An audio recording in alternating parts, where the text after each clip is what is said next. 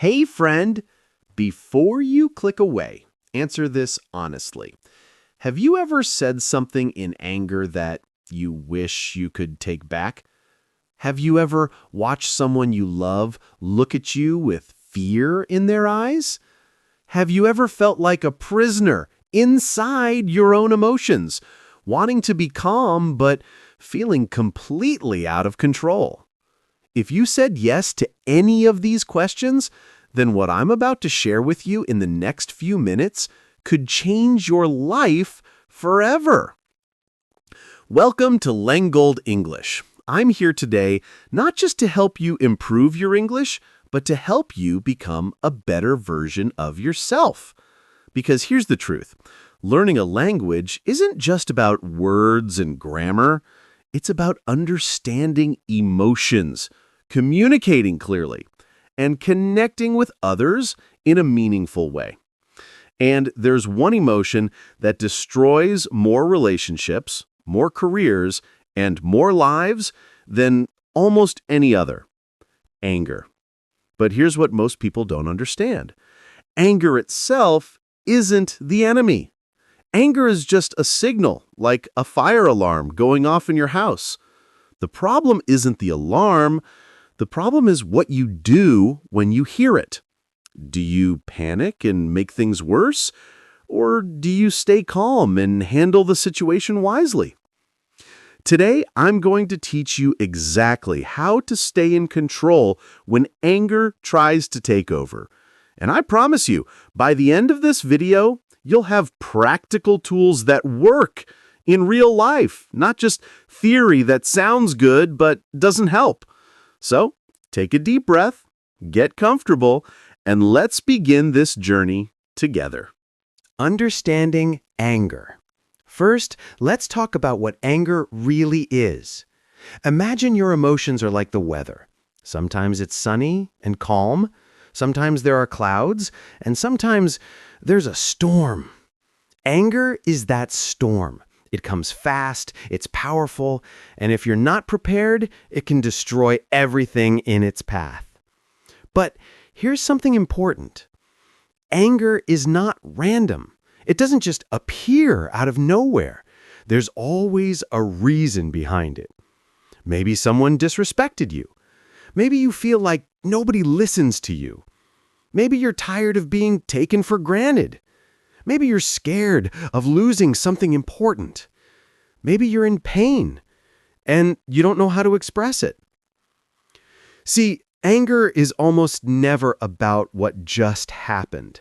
It's about what's been building up inside you, sometimes for days, weeks, or even years. Think of it like a bottle of soda. When you shake it once, nothing happens. Shake it twice, still okay. But keep shaking it, and eventually, when someone opens that bottle, it explodes everywhere. That's what happens to us. Life keeps shaking us. Stress at work, problems at home, money worries, health issues, difficult relationships. And then one small thing happens, one tiny comment, one little mistake, and boom, we explode. But what if I told you that you can stop that explosion before it happens? What if you could learn to release the pressure slowly, safely, in a way that protects you and everyone around you? That's exactly what we're going to learn today. Now, before we go deeper, I need you to understand something. What I'm about to share with you isn't magic. It won't work if you just watch and forget. You have to practice these techniques. You have to commit to change. But if you do, I promise you, your life will never be the same. So stay with me. Let's continue. The first technique is simple but incredibly powerful. I call it the 3-second rule. Here's how it works. The next time someone says something that makes your blood boil, The next time something goes wrong and you feel that heat rising in your chest, don't react immediately. Wait. Count to 3. Just 3 seconds. 1, 2, 3. That's it. Why does this work? Because anger is fast, but it's also temporary. It rises quickly, yes, but it also falls quickly if you give it a chance. When you react immediately, you're giving anger complete control. You're letting it drive the car while you sit helplessly in the back seat.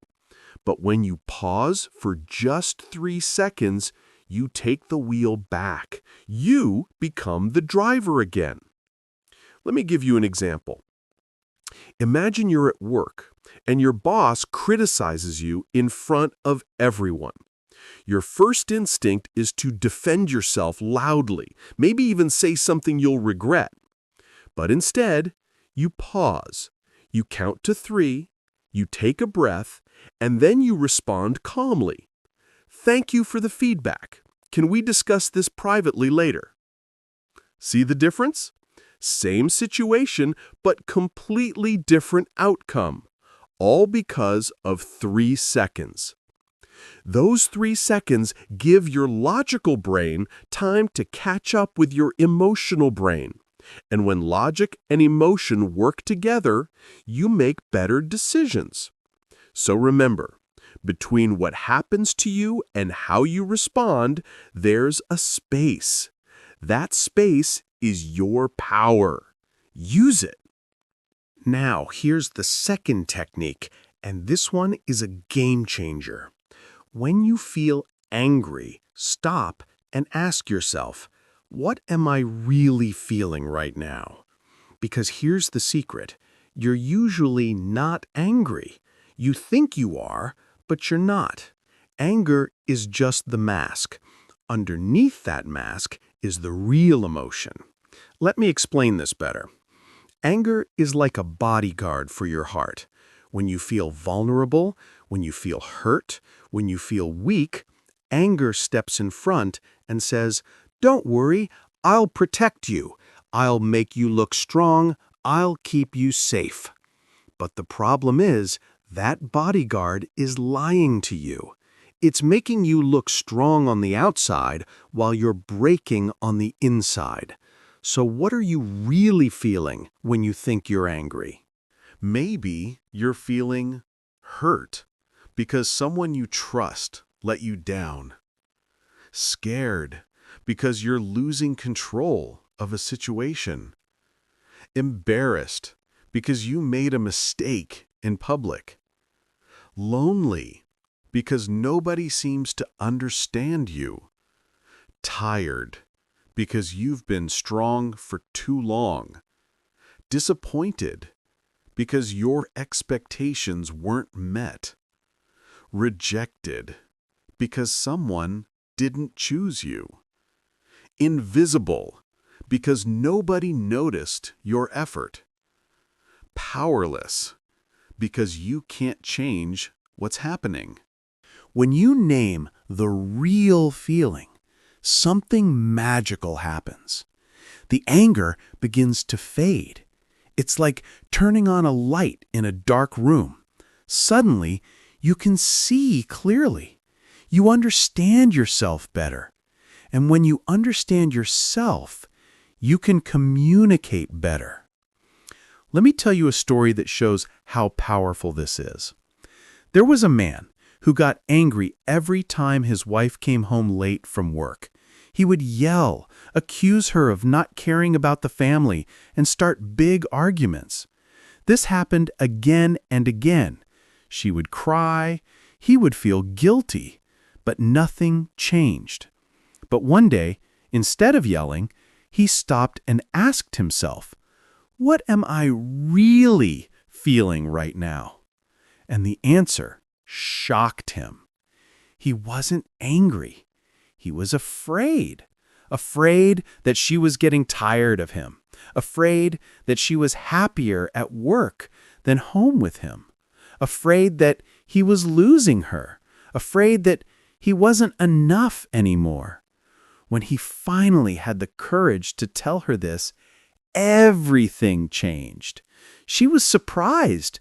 She had no idea he felt this way. She thought he was just controlling and angry. But when she understood his fear, she could help him. She reassured him. She showed him more love. She explained that work was stressful, not exciting, and coming home to him was her favorite part of the day. The anger disappeared because they were finally talking about the real problem. Not about time, not about schedules, but about fear and love and connection. This is the power of naming your emotions. It transforms the conversation. It transforms the relationship. It transforms you. Here's a simple exercise you can do. The next time you feel angry, stop for a moment and complete this sentence. I'm not angry. I feel blank because blank. For example, I'm not angry. I feel disrespected because nobody asked for my opinion. I'm not angry. I feel afraid because I might lose my job. I'm not angry. I feel lonely because my friends forgot my birthday. I'm not angry. I feel disappointed because I expected something different. Do you see how this changes everything? When you name the real feeling, your brain calms down. The fire begins to cool. You're no longer trying to fight. You're trying to heal. You're trying to understand. You're trying to connect. And here's something beautiful. When you can name your own feelings clearly, other people can understand you better. Instead of seeing an angry person who's attacking them, they see a human being who's hurting and needs help. Your vocabulary creates your reality. If the only word you know is angry, then every emotion gets squeezed into the same bottle. But when you expand your emotional vocabulary, you expand your control. You expand your freedom. You expand your ability to be understood and to understand yourself. So the next time you feel that heat rising, pause and ask, what's the real feeling hiding behind this anger? And be honest with yourself. Don't judge it, just name it. This is how you become emotionally free. Are you starting to see how powerful these simple techniques are? Good, because what comes next might be the most important technique of all. This next one has literally saved marriages, friendships, and careers. Keep watching because you don't want to miss this. Walk away. Here's a truth that might surprise you. Sometimes the strongest thing you can do is walk away. I know what you're thinking, but if I walk away, I'll look weak.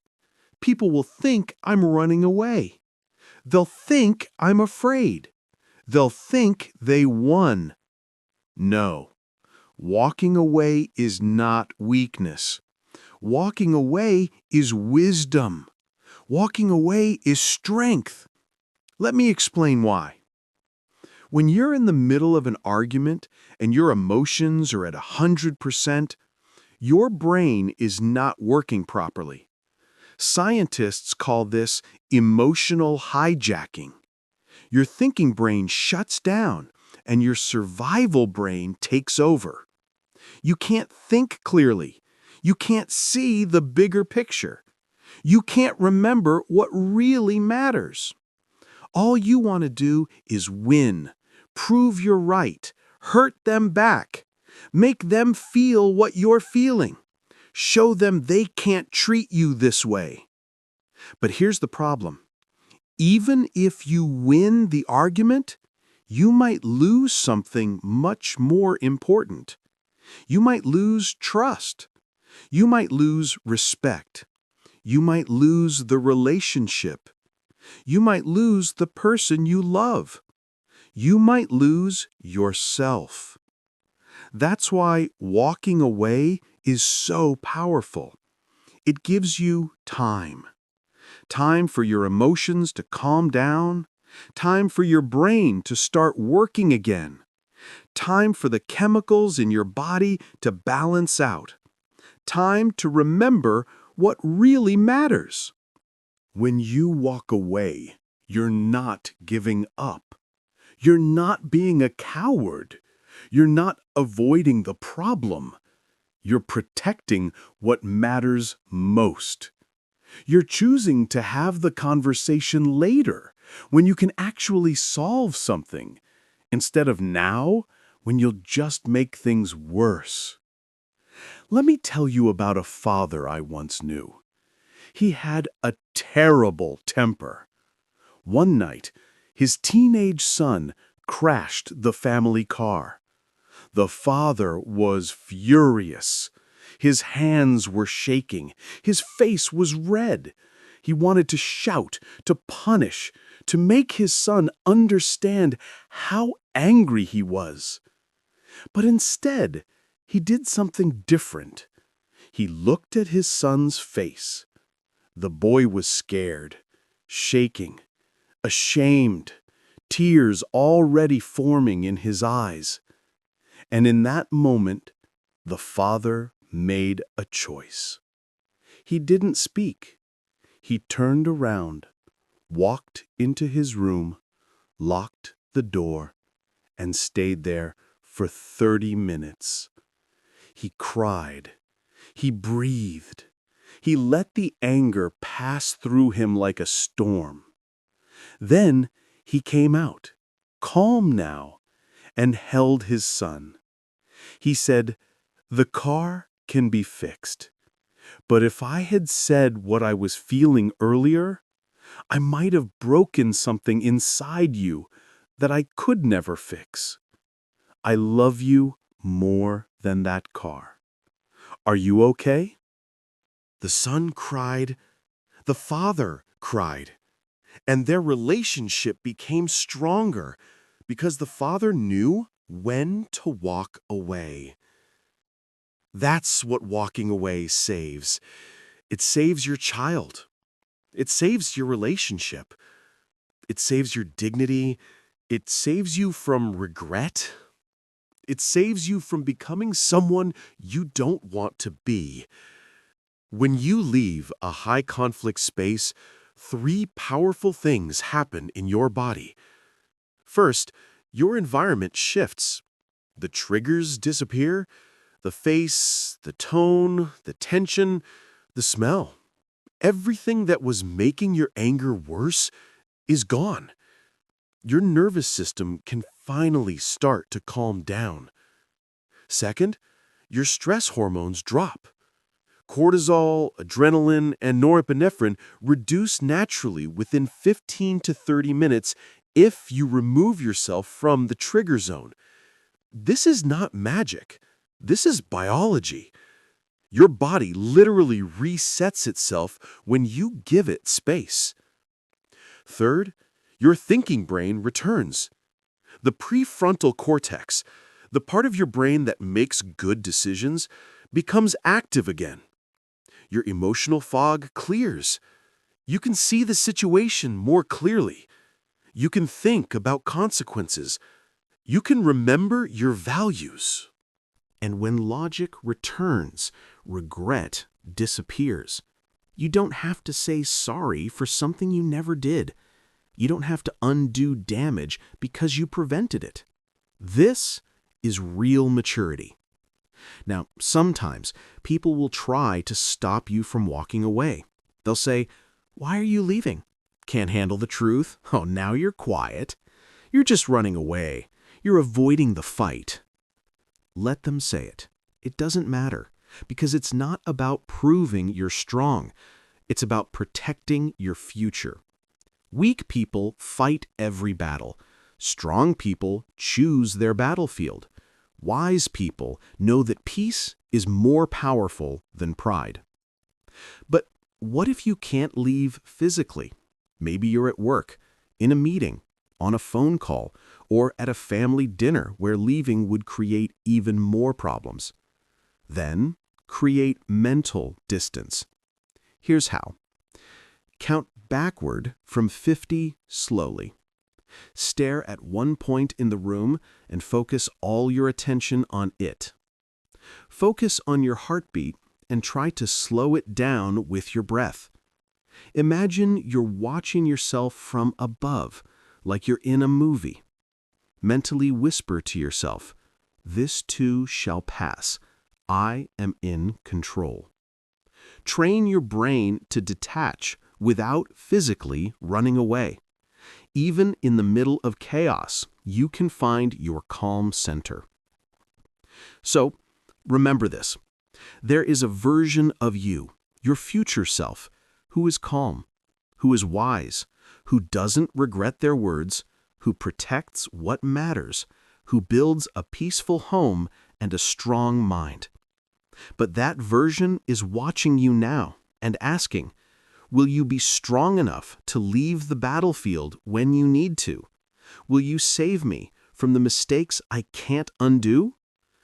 If you want to protect your future, sometimes the bravest thing you can do is take a step back, walk away, and return later as the person you're proud to be. Not forever, just long enough to become yourself again. Breathe like your life depends on it. Now let's talk about something you're doing right now without even thinking about it. Breathing. Most people don't realize this, but the way you breathe controls the way you feel. When you're angry, your breathing becomes fast and shallow. You're breathing from your chest, not your belly. This tells your brain, we're in danger. Get ready to fight. But you can change this. And when you do, everything changes. Here's what you do. Next time you feel anger rising, stop whatever you're doing and breathe deeply. Not from your chest, from your belly. Like this. Breathe in slowly through your nose for 4 seconds. Hold it for 4 seconds.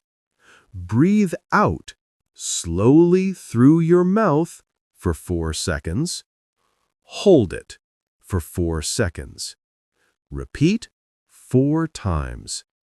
This is called box breathing, and it's used by soldiers, athletes, and people in high-stress situations all over the world. Why? Because it works. When you breathe deeply and slowly, you activate the calm part of your nervous system. Your heart rate slows down, your blood pressure drops, your muscles relax, and your brain starts working normally again. I know it sounds too simple to be true, but trust me, try it. The next time you feel angry, before you say anything, before you do anything, just breathe. 4 seconds in, hold. 4 seconds out, hold. 4 times. You'll be amazed at how quickly your anger begins to fade. Your breath is the remote control for your emotions. Learn to use it. Don't speak in the fire. Here's one of the most important rules you'll ever learn. Never speak when you're angry. I'll say it again. Never speak when you're angry. Why? Because the words you say in 5 seconds of rage can take 5 years to repair. Sometimes they can never be repaired. When you're angry, you don't speak from your heart. You speak from your wound. You speak to hurt, not to heal. You say things you don't mean. You use words like weapons. And once those words leave your mouth, you can't take them back. You can apologize later. You can cry and say you didn't mean it. But the damage is done. The words are out there, living in someone else's memory forever. I know someone who, in a moment of anger, told their mother, "I wish I was never born into this family." 20 years later, his mother still remembers those words. Every time they have a difficult conversation, she brings it up. That one sentence, said in 30 seconds of anger, has poisoned their relationship for decades. Don't let this be you. If you're angry, stay silent. Write it down in a notebook if you need to release it. Text a friend. Record a voice note to yourself. But don't speak to the person you're angry at. Wait until you're calm. Wait until you can speak with love, with clarity, with respect. Because silence in the moment of anger shows strength. It shows that you care more about the relationship than about being right. Your mouth is powerful.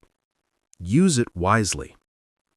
We're almost at the end, but this last part might be the most powerful of them all. Don't miss it.